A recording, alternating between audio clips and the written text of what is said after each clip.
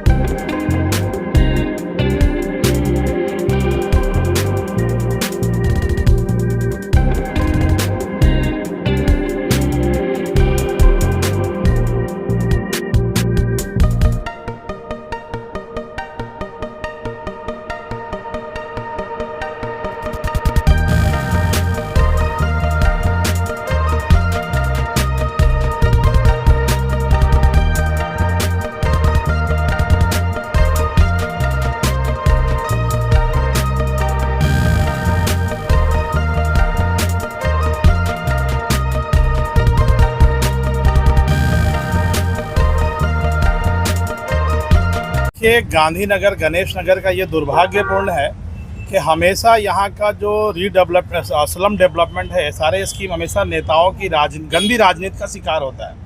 आज कई वर्षों से, तकरीबन 20 वर्षों से लोग यहाँ पे रह रहे हैं और उनको चाहिए घर के बदला घर, लेकिन कुछ ऐसे राजनेता हैं जो कि अपनी राजनीति रोटियाँ सेकने के लिए फॉर्चूनर, स्कॉर्पियो और ड्यूप्लेक्स फ्लैट के लिए आम जनता को बेवकूफ़ बनाने का कार्य करते हैं।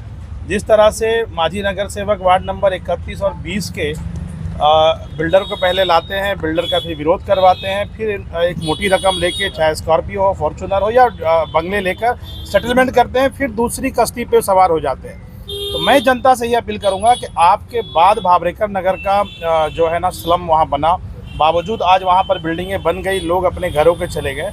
मैं किसी बिल्डर के सपोर्ट या विरोध की बात करने नहीं आया हूँ। मैं जनता से बस एक ही अपील करता हूँ कि जनता जागरूक रहे।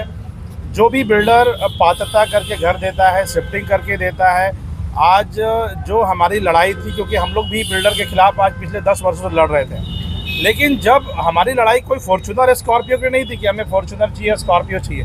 हमारी लड़ाई थी कि जो टेक्निकल चीज़ें हैं सारे की, कि जो पात्रता होनी चाहिए, जो AGRC के ऑर्डर था कि भैया पात्रता होना चाहिए। हमारे जो आमदार हैं यहाँ के स्थानीय आमदार, उन्होंने भी हमेशा जनता को बेवकूफ़ बनाने का कार्य किया है, क्योंकि इससे पहले जब हम उनके पास जाते थे तो कोई उनके पास शब्द नहीं होता था।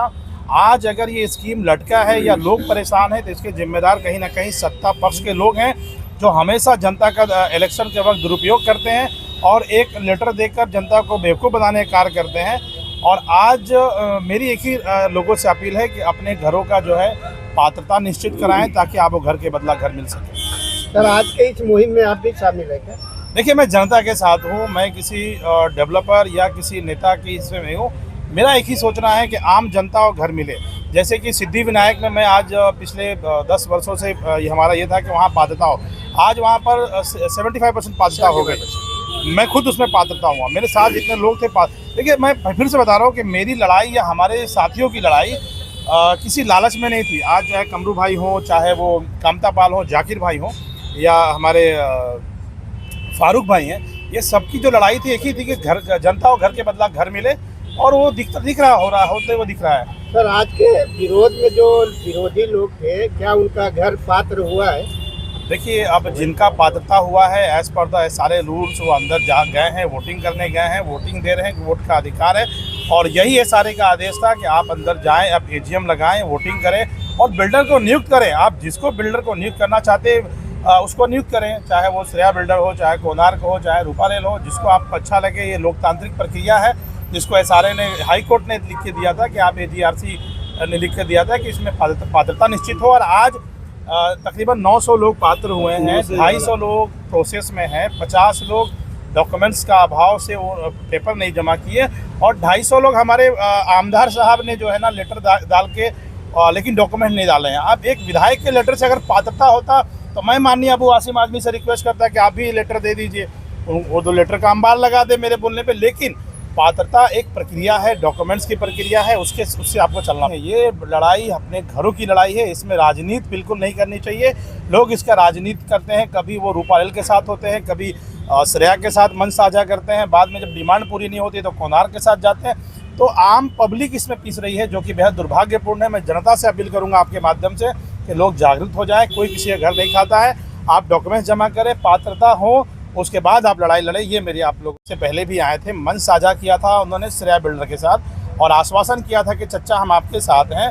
लेकिन जैसे कुछ इलेक्शन का फंड नहीं आया तो बाद में वो कोनार की कश्ती में सवार हो गए। तो मुझे ऐसा लगता है कि उनकी बात ना करते हुए आम जनता की बात करना है। हम समाजवादी पार्टी से जुड़े लोग हैं, हम जनता का भलाई और पब्लिक के भलाई के लिए खड़े हैं। यहाँ पे हमारे साथ जितने साथी हमारे हैं, फारूक भाई वगैरह हैं। अभी तो पता नहीं पात्र है। क्या नाम है आपका? मेरा नाम परवीन है। मुझे ऐसा जबरदस्ती मेरे घर के बाजू में तोड़ रहे हैं और बोल रहे हैं कि जाओ जो करना है कर लो। हम कितने बोल साल हो गए आप लोग? हमको 30 साल हो गया। 30 से 35 आपको कितने साल हुए? 20 साल। क्या बोल रहे हैं बिल्डर? 40 साल हो। बिल्डर क्या बोला? बिल्डर इसमें है ही नहीं। हम लोग का बिल्डर आता नहीं है, डायरेक्ट दलाल आता है। दलाल आते हैं, बिल्डर ऑफिस में बैठे हैं, कभी सामने नहीं आया। बिल्डर कभी एरिया में आया ही नहीं, ना मीटिंग हुआ है। ऐसे अपनी मर्जी से करते हैं। बिल्डर आया नहीं तो दलाल लोग खड़े करवा रहे हैं। नसीम है, वसीम है, वजीर है, महेंद्र है, रामचंद्र है, ये सब लोग मिलकर करवा रहे हैं। और आज यहाँ पे जो मामला चला उसके बारे में क्या कहना है? मेरा नाम कमरुद्दीन शेख है। यहाँ पे जो भी आज कुछ हुआ है ये उससे भी पहले भी बहुत कुछ हो चुका है। और मेरा एकदम सिंपल बात है कि जब जब राजनीति होगी तब तक जनता का कभी विकास नहीं हो सकता है। और अक्सर मैंने देखा आज 10 साल हमारे गांधीनगर में, जय हिंद में, चाहे श्री सिद्धिविनायक में हो या मैं खुद जनता कल्याण कार्य की मेरी सोसाइटी है, तो वहाँ पे आज तक हम लोगों ने 10 साल जो भी अंधकार में जिस तरीके से हम लोगों के साथ लोगों ने फ़ायदा उठाया और जिस तरीके से नेताओं ने हम लोगों का फ़ायदा उठा के सारे स्कीम को और उनका जहाँ तक होता है अपने हिसाब से बात करके और लोगों को आगे करते हैं और बाद में फिर सारे लोगों को पीछे करके खुद आके अपना सेटलमेंट कर लेते हैं। यही आज तक होता आया है और यही हमारे साथ भी हुआ है। लोगों ने सिर्फ फ़ायदा उठाया। आज गलतियाँ इंसान से ही होती है, डेवलपर गलत नहीं होता है, डेवलपर से गलत कराते हैं और ये बीच के लोगों का हिस्सा होता है। ज़्यादातर नेताओं का इसमें ज़्यादा रोल होता है। हम लोगों के साथ हुआ है, मेरे साथ खुद धोखा हुआ है। लोगों ने खाली इस्तेमाल किया और बाद में क्या किए, अब सेटलमेंट कर लिए। आज फिर भी देखो कुछ नहीं तो 1000 के आसपास पात्रता हुआ है, चाहे श्री सिद्धिविनायक में, जय हिंद में, हर जगह काम अच्छे से हो रहा है और लोग सिर्फ लोगों को गुमराह कर रहे हैं। आज उनका अगर काम सही हो जाएगा या उनकी मांग पूरी हो जाएगी तो कोई नेता कभी भी पीछे से नहीं आने वाला है, अपना आगे लिए और चले गए। यही आज तक होता आया। ज़्यादा बोलने से ये है कि आज अगर विकास, हमको क्या चाहिए, हमको घर के बदले घर चाहिए और हमको घर के बदले अगर घर मिल रहा है तो बीच में दूसरा उसका फ़ायदा क्यों उठाए। आवाम की चीज़ है, आवाम उसका फ़ायदा ले, आवाम को मिलना चाहिए और ये होता नहीं है। और इसमें ज़्यादातर लोग नेताओं का ये पूरा रोल रहता है और वो लोग किसी भी तरीके से पब्लिक को गुमराह करके और उसका फ़ायदा लेते हैं। ये होता है, चाहे MP हम यहाँ पे अगर कोई चीज़ सही से हो रहा है तो उसका अच्छे से स्वागत करो और उस चीज़ को होने दो, पर नहीं, ऐसा नहीं होता है। जो लोग विरोध कर रहे थे उनके बारे में क्या कहना है, क्योंकि उनको अपात्र किया गया, ऐसा उनका कहना है? जब तुम किसी को, कोई अगर नेता कोई लेटर पेड पे अपना कुछ दे दे और डॉक्यूमेंट्स अगर नहीं जाएगा तो बिना डॉक्यूमेंट्स के आज तक पात्रता किसी का आया है? कभी नहीं आया है। और जब तुम डॉक्यूमेंट दोगे तभी तो पात्रता आएगा और जब आवाम को तुम गुमराह करके रखोगे तो पात्रता कहाँ से आएगा? ये एक बहुत सोची समझी राजनीति है। आज उनका मुद्दा और उनका कहानी मसला हल हो जाता है तो जनता से उनको कोई लेना देना नहीं।